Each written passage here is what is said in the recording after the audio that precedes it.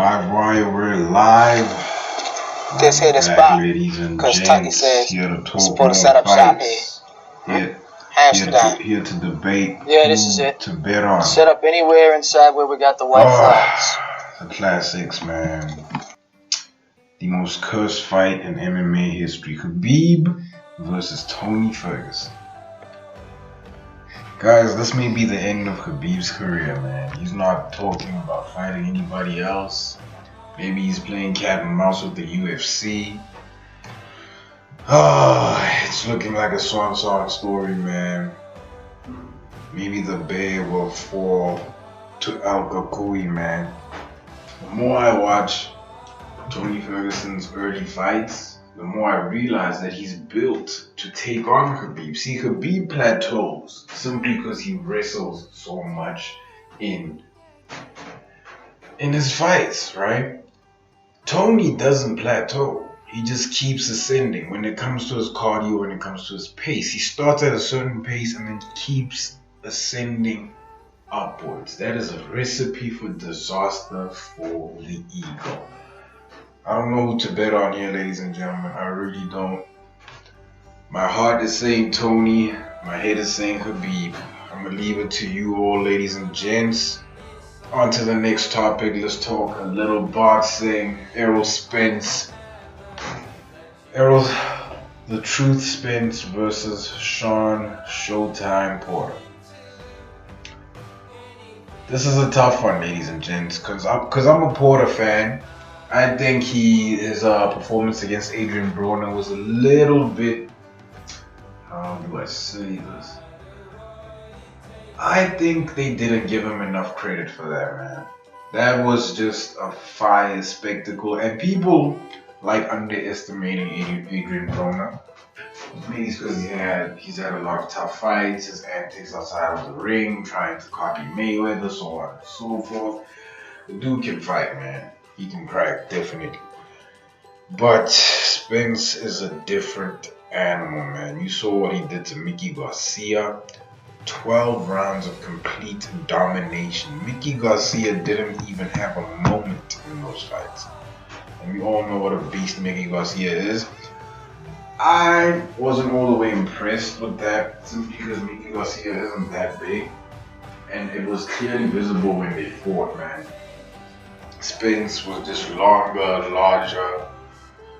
At times he seemed more athletic. Just dismantled him. But Garcia put up a great fight.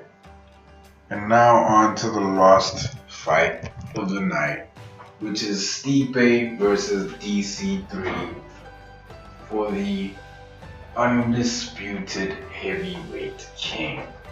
Quite possibly of all time. Why? This is one for the ages, ladies and gents. Let's go back to the Cain Velasquez days. The greatest performing heavyweight of all time, in my opinion. Despite this being my channel, I will not emphasize my opinion. I will only emphasize stats. So let's get this going. DC beat Stipe in a 1-round spectacular victory. I think, when was it? It's 2019, a while back. Stipe came back with a fury and beat DC. Finished him in the 4th round. Listen, guys, despite the fact that DC was winning that whole fight, I wouldn't say he was dominating the fight. I would say he was setting the pace, trying to dominate. That fight really showed Stipe's championship grip. And I think this trilogy will prove who is the undisputed heavyweight king. Simply because DC might not have had too much time at heavyweight recently, but not too long ago, before his Stipe loss, he was undefeated at heavyweight. We all know what happened with the John Jones fight. Just didn't work out for him. But this is for the cake, baby. Simply because DC's training partner is the legendary Cain Velasquez, who recently returned but got starched by Francis Ngannou. That's clearly a train nobody wants to take. But Stipe beat that guy, man. Primetime Stipe beat that guy. And he's still in his prime, you know? Despite what people say about CTE and Stipe slurring his words, he's still deadly. Took on Francis Ngannou, destroyed him. Destroyed DC. I think whoever wins this trilogy will be undisputed king of heavyweight. There will be no denying that. And yeah, like, comment, subscribe, and give me a few suggestions for the fights you all want me to cover. I'm out.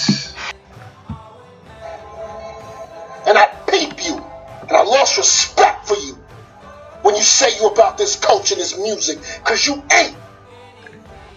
The day you feel you can question me, being where you're from, Chevy Chase, Maryland, graduated in '98, you ain't got no word in this city. It's my city.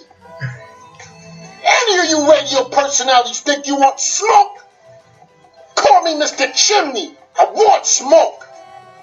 You know why? Because you don't work hard as me, bro. You're a sidekick in this city. Sidekick in the morning, sidekick on your own show. On Complex, you look like a sidekick.